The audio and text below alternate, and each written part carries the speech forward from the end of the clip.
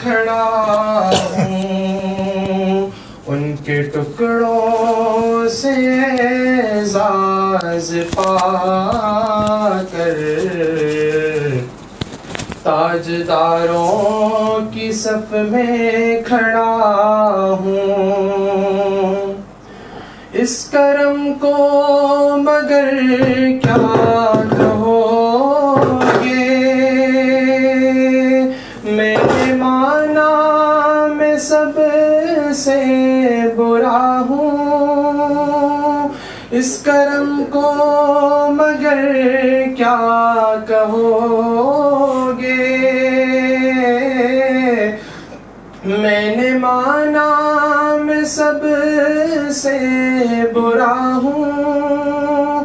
میں نے مانا میں سب سے برا ہوں، جو ان کے قدموں میں بھی پڑا ہوں، جو بروں کو سمیٹے ہوئے ہیں، ان کے قدموں میں بھی پڑا ہوں۔ دیکھنے والوں مجھ کو نہ دیکھو، دیکھنا ہے اگر تو یہ دیکھو۔ دیکھنے والوں مجھ کو نہ دیکھو، دیکھنا ہے اگر تو یہ دیکھو۔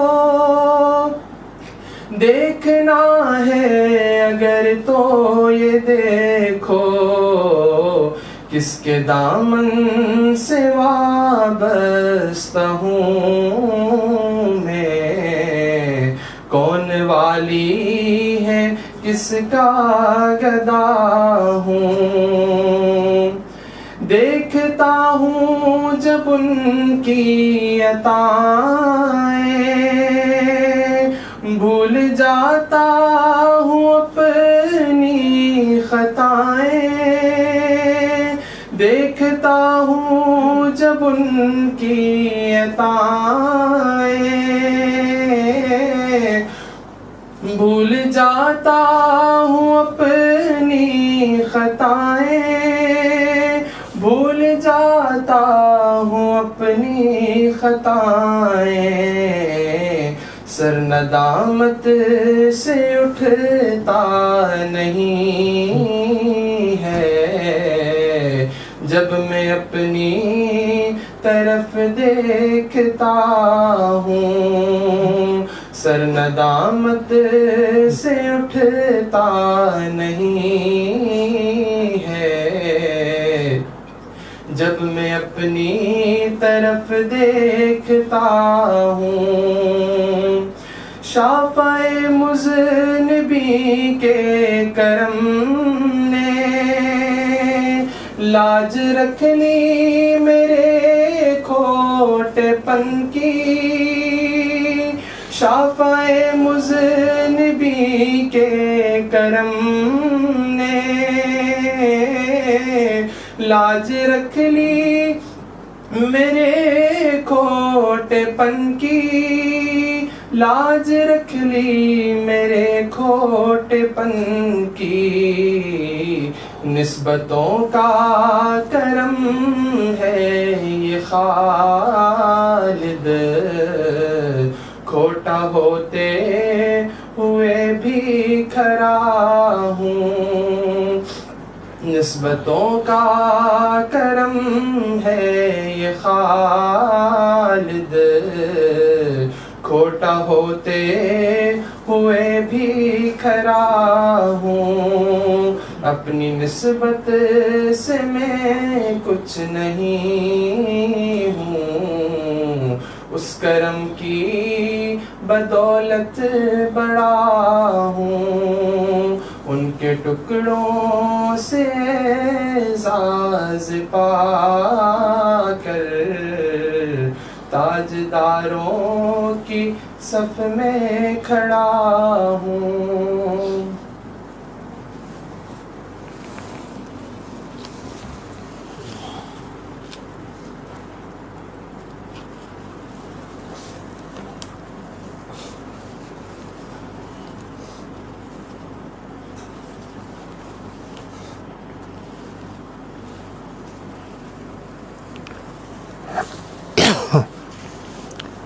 الحمد للہ وکفیٰ وسلام علی عبادہ الذین اصطفیٰ اما بعد۔ حدیث مبارک کی مجالس کے آداب میں سے ہے کہ انسان باوضو ہو، صاف ستھرے کپڑے پہنے، خوشبو کا استعمال کرے اور نبی علیہ السلام پر کثرت سے درود شریف پڑھے۔ آج کی اس مجلس میں بخاری شریف کی آخری حدیث کی تلاوت ہوگی اور پھر اس کے متعلقہ چند باتیں اختصار کے ساتھ آپ کے سامنے پیش کر دی جائیں گی۔ بسم اللہ الرحمن الرحیم۔ باب قول اللہ تعالی وَنَضَعُ الْمَوَازِينَ الْقِسْطَ لِيَوْمِ الْقِيَامَةِ وَأَنَّ أَعْمَالَ بَنِي آدَمَ وَقَوْلُهُمْ يُوزَنُ۔ وقال مجاہد القسطاس العدل بالرومیہ ويقال القسط مصدر المقسط وهو العادل وأما القاسط فهو الجائر۔ وبه حدثنا أحمد بن إشكاب حدثنا محمد بن فضيل عن وارث بن القعقاع عن أبي زرع عن أبي هريرة رضي الله تعالى عنه قال قال النبي صلى الله عليه وسلم كلمتان حبيبتان إلى الرحمن خفيفتان على اللسان ثقيلتان في الميزان سبحان الله وبحمده سبحان الله العظيم سبحان ربك رب العزة عما يصفون وسلام على المرسلين والحمد للہ رب العالمین۔ اللہم صلی علی سیدنا محمد وعلی آل سیدنا محمد وبارک وسلم۔ بخاری شریف کی اس آخری حدیث کو حدیث تسویح کہتے ہیں۔ اس میں نبی علیہ السلام نے سبحان اللہ پڑھنے کے فضائل بیان فرمائے ہیں اور بیان کرنے کا انداز بھی انوکھا ہے۔ نبی علیہ السلام نے فرمایا کلمتان، عام طور پہ طلباء کے نزدیک کلمہ ایک لفظ کو کہا جاتا ہے، مگر کئی مرتبہ ایک پورے فکرے کو بھی کلمہ کہتے ہیں، جیسے کلمہ طیبہ، کلمہ شہادت، پورا فکرہ ہوتا ہے، اس کو کلمہ کہتے ہیں۔ تو کلمتان کا مطلب ہوگا کلامان، دو کلام ایسے ہیں، دو باتیں ایسی ہیں۔ حبیبتان الی الرحمن، رحمان کو بہت پیاری۔ نبی علیہ السلام اتنا ہی بتا دیتے تو کافی تھا۔ کوئی بھی بندہ جب سنتا ہے کہ یہ بات اللہ کو بہت پسند ہے تو اس کا دل راغب ہوتا ہے کہ میں اس عمل کو کروں۔ تو نبی علیہ السلام نے فرمایا حبیبتان الی الرحمن، اے محبوب قائلہما، جو ان کو پڑھنے والا ہے وہ اللہ کا محبوب بن جاتا ہے۔ اور پھر اگلی بات فرمائی خفیفتان علی اللسان، زبان سے پڑھنے بھی وہ کلمے بہت آسان ہیں۔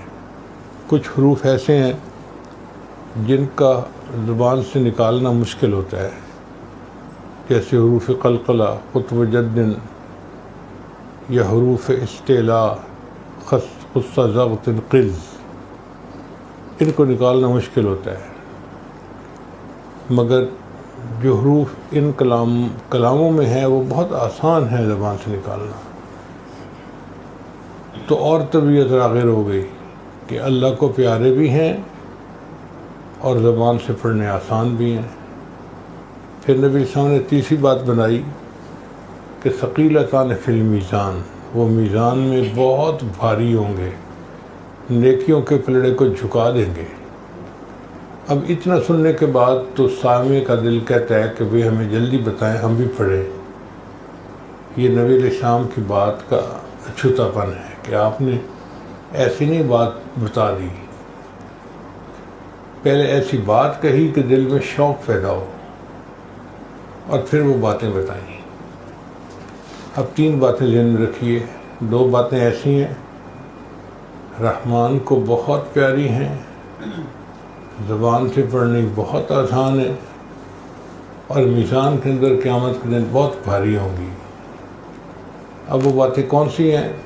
سبحان اللہ و بحمدہ، سبحان اللہ العظیم۔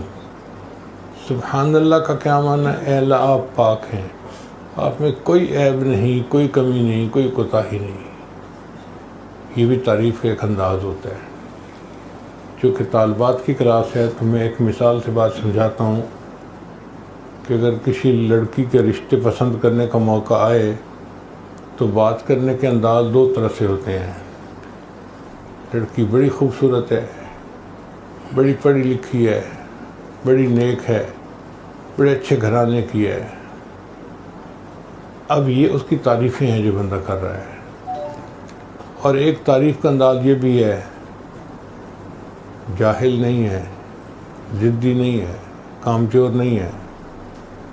اب ہم نے اس کی تعریف تو کوئی نہیں کی، لیکن ہم نے برائیوں کو اس سے الگ کر دیا کہ نہ جاہل ہے، نہ ضدی ہے، نہ کامچور ہے۔ اس کا مطلب ہے اچھی لڑکی ہے۔ تو جب ہم کہتے ہیں نا سبحان اللہ، اللہ آپ پاک ہیں، تو ہم تعریف کا یہی انداز اپنا رہے ہوتے ہیں۔ اللہ آپ میں تو کوئی کمی کوتاہی ہے ہی نہیں، کوئی نقص ہے ہی نہیں۔ اللہ کو یہ بات بڑی اچھی لگتی ہے کہ ہاں میں ہی ہوں وہ ذات، اس میں کوئی نقص ہے ہی نہیں۔ چنانچہ اللہ نے قرآن مجید میں اپنی تعریف خود فرمائی ہے، فسبحان اللہ، اور اللہ پاک ہے ہر قسم کے عیب سے۔ یہ بات اللہ کو اتنی پیاری ہے سبحان اللہ کہ اللہ تعالیٰ بندے سے خوش ہو جاتے ہیں۔ حدیث مبارکہ میں ہے، یہ بخاری شریف کی روایت ہے کہ اگر کوئی آدمی دن میں 100 مرتبہ سبحان اللہ و بحمدہ پڑھ لیتا ہے، اللہ اس کے سب گناہوں کو معاف کر دیتے ہیں، اگرچہ اس کے گناہ سمندر کی جھاگ کے برابر کیوں نہ ہو۔ اب آپ سوچئے کہ سمندر کی جھاگ کتنی ہوگی، ہمارے تصور سے زیادہ۔ اتنے گناہ بھی ہوں گے تو 100 مرتبہ یہ کلمہ پڑھنے پر اللہ گناہ معاف کر دیتے ہیں۔ اس کا مطلب یہ کہ ہمیں اس کو اپنا معمول بنانا چاہیے اور اس کو پڑھنا چاہیے۔ اور اصل بات یہ ہے کہ ہم لوگوں کو سبحان اللہ کا لفظ اپنی گفتگو میں شامل کرنا چاہیے۔ ہمارا یہ تجربہ ہے کہ عرب لوگ جو ہے نا، وہ بات کرتے کرتے بار بار سبحان اللہ کا لفظ استعمال کرتے ہیں۔ ہم اجمی لوگ بالکل نہیں کرتے، عادت ہی نہیں ہوتی، کسی نے سکھایا ہی نہیں ہوتا، جبکہ ہم کر سکتے ہیں۔ مثال کے طور پہ سبحان اللہ، آج میں نے فجر کی نماز تکبیر اولیٰ کے ساتھ ادا کی۔ سبحان اللہ، آج صبح بچوں نے اسکول جاتے ہوئے بالکل تنگ نہیں کیا، آرام سے چلے گئے۔ سبحان اللہ، آج پورا دن بیوی کے ساتھ کوئی جو نوک جھونک نہیں ہوئی۔ سبحان اللہ، آج دفتر میں کوئی ایسی بات نہیں ہوئی کہ میرا باس مجھ سے ناراض ہوتا۔ سبحان اللہ، آج سارا دن بہت میرا پرسکون گزرا۔ اب ہم یہ فکر بولتے تو ہیں لیکن اس میں سبحان اللہ کہنا بھول جاتے ہیں۔ تو ہمیں چاہیے کہ ہم اپنی گفتگو میں اس لفظ کو زیادہ سے زیادہ استعمال کریں۔ مثلاً ہم بیوی کو کہہ سکتے ہیں سبحان اللہ، کھانا بہت اچھا بنا ہوا ہے۔ اور روز ہم اچھے کھانے کھاتے ہیں بیوی کے ہاتھ کے بنے ہوئے۔ اول تو تعریف کرتے نہیں، اور کرتے ہیں تو اللہ کو بھول جاتے ہیں۔ ہم سبحان اللہ پہلے کہیں پھر بات کی تعریف کریں۔ تو اپنی گفتگو میں اگر سبحان اللہ کو شامل کر لیں گے تو ہمارے لیے بہت برکتیں ہو جائیں گی۔ سبحان اللہ و بحمدہ، اس میں ایک تاثیر اور بھی ہے کہ اللہ تعالیٰ عذاب ڈال دیتے ہیں، تکلیف کو کم کر دیتے ہیں۔ چنانچہ اللہ تعالیٰ کے ایک پیغمبر تھے حضرت یونس علیہ السلام، ان کو مچھلی نے نگل لیا تھا، وہ مچھلی کے پیٹ میں چلے گئے تھے۔ اب مچھلی کے پیٹ میں جا کر ان کو کچھ سمجھ نہیں لگتی تھی کہ باہر کیسے نکل سکتے ہیں۔ تو یونس علیہ السلام نے سوچا کہ میں کیا کروں، انہوں نے کہا کہ میں اللہ کی تسبیح بیان کرتا ہوں۔ انہوں نے پڑھا لا الہ الا انت سبحانک انی کنت من الظالمین۔ اس آیت کی برکت سے اللہ نے مچھلی کو حکم دیا کہ ان کو پیٹ سے نکال دو، اور وہ مچھلی کے پیٹ سے باہر نکل آئے۔ اللہ تعالیٰ قرآن میں فرماتے ہیں فلولا انہ کان من المسبحین، اگر یونس علیہ السلام اللہ کی تسبیح بیان نہ کرتے، لَلَبِثَ فِي بَطْنِهِ إِلَى يَوْمِ يُبْعَثُونَ، وہ قیامت تک مچھلی کے پیٹ کے اندر ہی رہتے ہیں۔ سزا اتنی بڑی تھی، تکلیف اتنی بڑی تھی، مگر سبحان اللہ کی برکت سے اللہ نے اس سے نجات عطا فرما دی۔ اسی طرح ایک اور واقعہ ہے، سعید رحمۃ اللہ علیہ روایت کرتے ہیں کہ حضرت عمر رضی اللہ عنہ کے پاس ایک مجرم کو لایا گیا، تو عمر رضی اللہ عنہ نے جلاد کو کہا کہ اس کے 10 جوتے لگاؤ۔ اب جب جلاد نے ایک جوتا اس کے لگایا نا، تو جوتا کھا کے اس نے کہا سبحان اللہ، یعنی اس زمانے کے مجرم بھی ایسے تھے کہ ان کی زبان پہ اول فول نہیں بکتے تھے، بلکہ ان کی زبان پہ اللہ کا ذکر جاری ہوتا تھا۔ تو جب ایک جوتا پڑا تو مجرم نے کہا سبحان اللہ، تو حضرت عمر نے جلاد کو اشارہ کر دیا کہ بس ایک ہی کافی ہے، زیادہ نہ مارو۔ ایک اور صحابی تھے جو بڑے مفتی قسم کے صحابی تھے، ان کا نام تھا ابی ابن کعب رضی اللہ عنہ، وہ مسکرا پڑے۔ جب وہ مسکرائے تو حضرت عمر نے پوچھا میں یضحکو کا، حضرت آپ مسکرائے کیوں ہیں؟ انہوں نے فرمایا قال والذی نفسی بیدہ، قسم استاد کی جس کے قبضے میں میری جان ہے، سبحان اللہ نے اس شخص کی تکلیف میں کمی کر دی۔ 10 جوتے پڑھنے تھے، ایک جوتے پہ معافی ہو گئی۔ تو سبحان اللہ واقعی انسان کی تکلیف کو کم کر دیتا ہے۔ ہم اپنی زندگی کے مختلف حالات میں سبحان اللہ کا ذکر کرتے رہیں گے، اللہ ہماری بھی تکلیفوں کو دور کر دیں گے اور ہمیں پریشانیوں سے نجات عطا فرما دیں گے۔ بہرحال سبحان اللہ کا مطلب یہ ہے اے اللہ آپ میں کوئی عیب نہیں، آپ ہر عیب سے پاک ہیں۔ وَبِحَمْدِهِ کا مطلب یہ ہے کہ اللہ ہر تعریف آپ ہی کو سجتی ہے، آپ ہی تعریف کے لائق ہیں۔ اور سچی بات تو یہ ہے کہ تعریف تو اللہ ہی کو سجتی ہے، اور دنیا میں کوئی کسی کی تعریف کرے وہ تعریف اللہ کی طرف لوٹتی ہے۔ ہم پھول کی تعریف کریں تو یہ تعریف لوٹتی ہے اللہ کی طرف۔ پھول کو کس نے بنایا؟ اللہ نے بنایا۔ ہم پھل کی تعریف کریں تو یہ تعریف اللہ کی طرف لوٹے گی۔ پھل پیدا کرنے والا کون ہے؟ خاوند بیوی کی تعریف کرے بڑی نیک ہے، بڑی خوبصورت ہے، تو یہ تعریف کس کی؟ جس نے اس کے لیے بیوی بنائی۔ اور بیوی خاوند کی تعریف کرے تو یہ تعریف اللہ کی طرف لوٹتی ہے، اس کے خاوند کو کس نے بنایا؟ تو دنیا میں کوئی کسی بھی چیز کی تعریف کرے تو وہ تعریف اس کے بنانے والے کی طرف لوٹتی ہے۔ تو ہر تعریف کا اصل حقدار اللہ ہی ہے۔ اس لیے اللہ نے قرآن مجید کی جو ابتدا ہے وہ الحمدللہ کے لفظ سے کی۔ اللہ بھی اپنی تعریف خود بیان کرتے ہیں۔ چنانچہ نبی علیہ السلام قیامت کے دن جب کھڑے ہوں گے تو ان کے ہاتھ میں جو جھنڈا ہوگا اس کا نام لواء الحمد ہوگا۔ لواء کہتے ہیں جھنڈے کو، لواء الحمد کا مطلب حمد کا جھنڈا۔ اور نبی علیہ السلام نے فرمایا کہ اللہ مجھے قیامت کے دن مقام محمود عطا فرمائیں گے، اور میں وہاں جا کر اللہ کی ایسی تعریفیں کروں گا نہ پہلے کسی نے کی ہوں گی، نہ کوئی بعد میں ایسی تعریف کر سکے گا۔ اور نبی علیہ السلام کی امت کا نام قیامت کے دن حمادون ہوگا، اور نبی علیہ السلام کے گھر مبارک کا نام جو جنت میں ہوگا بیت الحمد ہوگا، اور جو جنتی فرشتے ہیں وہ بھی الحمدللہ رب العالمین کا ذکر کریں گے۔ اور جو فرشتے عرش کے گرد طواف کرتے ہیں قرآن مجید میں ہے وقیل الحمدللہ رب العالمین، وہ بھی الحمدللہ رب العالمین۔ تو حمد ہی بیان کرتے ہیں سب، ہمیں بھی چاہیے ہم اللہ کی حمد بیان کریں۔ تو یہ پورا فکرہ ہے سبحان اللہ و بحمدہ۔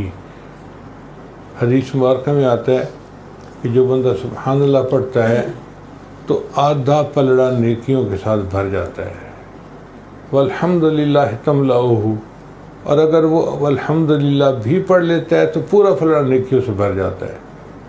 اب بتائیے کیسا زبردست عمل ہے کہ ایک مرتبہ پڑھنے سے نیکیوں کا پلڑا نیکی سے بھر جاتا ہے۔ تو ہمیں چاہیے کہ ہم اس ذکر کو کثرت کے ساتھ کریں اور اللہ تعالیٰ کی پاکی بیان کریں، اللہ کی بزرگی بیان کریں۔ پھر دوسرے فکر میں بھی یہی فرمایا سبحان اللہ العظیم، اللہ آپ ہر عیب سے پاک ہیں اور آپ سب سے بلند ہیں۔ اللہ تعالیٰ ہماری آج کی اس مجلس کو قبول فرمائے، اور اس کے بدلے اللہ ہمیں اپنے مقرب بندوں اور بندیوں میں شامل فرمائے۔ وآخر دعوانا ان الحمد للہ رب العالمین۔ دعا سے پہلے توبہ کے کلمات پڑھائے جائیں گے، لہذا سب مرد اور سب خواتین توبہ کے کلمات پیچھے پیچھے سچے دل کے ساتھ پڑھ لیں۔ پڑھیں بسم اللہ الرحمن الرحیم۔ لا الہ الا اللہ محمد الرسول اللہ۔